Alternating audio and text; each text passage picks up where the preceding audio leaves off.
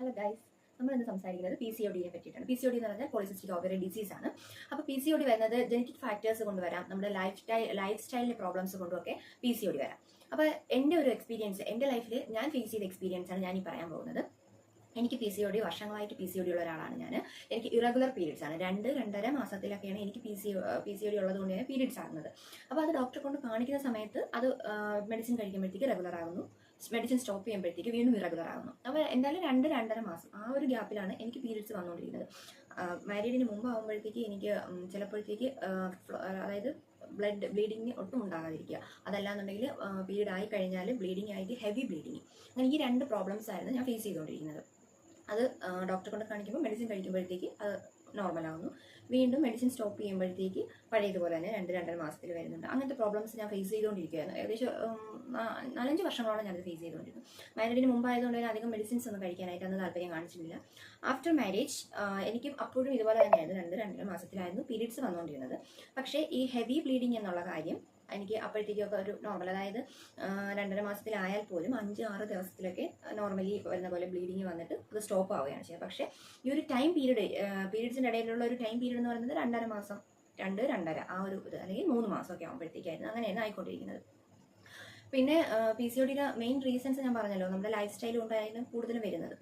അപ്പോൾ നമുക്ക് ഇതിൻ്റെ സിംറ്റംസ് എന്ന് പറഞ്ഞാൽ ഒന്നെങ്കിൽ നമുക്ക് ഓവർ വെയിറ്റ് വയ്ക്കുക, അല്ലെങ്കിൽ വെയിറ്റ് ലോസ് ചെയ്യുക, ഹെയർ ഫോള്, പിന്നെ ആക്നെ ഉണ്ടാവുക, പിന്നെ അങ്ങനെ ഒരുപാട് കാര്യങ്ങൾ ആണ് നമുക്ക് ഇതിലൂടെ നമുക്ക് വരുന്ന കാര്യം. നമ്മുടെ ഫേസിൽ വരുന്ന ഹെയർ, എനിക്ക് അത് അത്യാവശ്യം ഹെയർ ഒക്കെ ഫേസിൽ ഉണ്ടായിരുന്നല്ല, ഇപ്പോഴും ഒക്കെ ഉണ്ട്. അപ്പോൾ അതൊക്കെയാണ്. പിന്നെ വെയിറ്റിൻ്റെ കാര്യം ഞാൻ പറഞ്ഞല്ലോ, വെയിറ്റ് കൂടുക അല്ലെങ്കിൽ കുറയുക, ഇതൊക്കെ ഇതിൻ്റെ സിംറ്റംസ് ആണ്. പിന്നെ സ്ലീപ്പ് ഡിസോർഡേഴ്സ് ഉണ്ടാവുക, ഇതെല്ലാം PCODയുടെ സിംറ്റംസ് ആണ്. അങ്ങനെ ആഫ്റ്റർ മാരേജ് ഞാൻ ഈ പറഞ്ഞ മാതിരി 2-2.5 മാസത്തിലായിക്കൊണ്ടിരിക്കുമായിരുന്നു. പക്ഷേ ബ്ലീഡിങ്ങിൻ്റെ കാര്യം ഏകദേശമൊക്കെ നോർമലായി തന്നെ പോയിക്കൊണ്ടിരിക്കുമായിരുന്നു. അങ്ങനെ ഇരിക്കുമ്പോഴായിരുന്നു എനിക്ക് ഇടയ്ക്ക് വെച്ച് അതെന്താ പറയുക, അപ്രതീക്ഷിതമായിട്ട് സംഭവിച്ചൊരു കാര്യമാണ്. ഒരു യോഗ ക്ലാസ്, ഒരു വെക്കേഷൻ സമയത്ത് അവർ യോഗ ക്ലാസ് നടത്തിയിട്ടുണ്ടായിരുന്നു ഒരു ഇൻസ്റ്റിറ്റ്യൂട്ടിൽ നിന്ന്. അങ്ങനെയാണ് ഞാൻ യോഗയ്ക്ക് പോകാനായിട്ട് തീരുമാനിച്ചത്. യോഗയ്ക്ക് പോകുന്നത് ഒരിക്കലും ഒരു എക്സർസൈസ് എന്നതിലുപരി ആ ഒരു മെൻറ്റാലിറ്റിയിൽ മാത്രം, അത് ഒരു 6 days ക്ലാസ്സാണ് അവർ അറ്റൻഡ് ചെയ്തത്. അങ്ങനെയാണ് ഞാൻ ആ ക്ലാസ്സിന് പോയത്.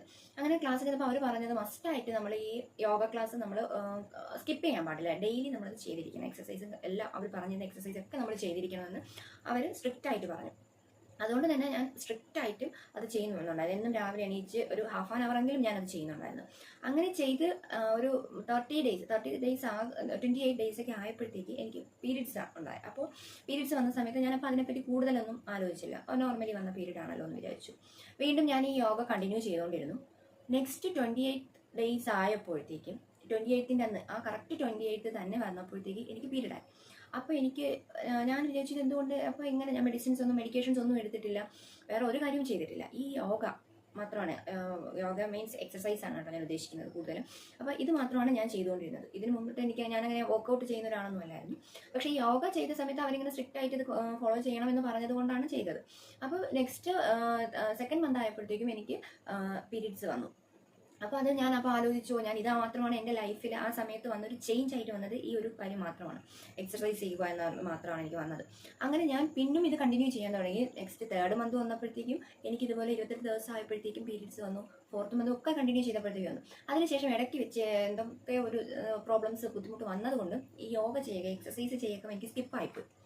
അങ്ങനെ സ്കിപ്പായാൽ അറിയാലോ, മടി പിടിച്ചു പോയി ഇടയ്ക്ക് വെച്ചാൽ. പിന്നെ അത് ചെയ്യാനേ ഒരു മടി ആയി തുടങ്ങി. മടി പിടിച്ചാൽ പിന്നെ നമ്മൾ എൻ്റെ ഒരു കാര്യത്തിൽ ഞാൻ മടി പിടിച്ചാൽ പിന്നെ മടിച്ചായിരിക്കും.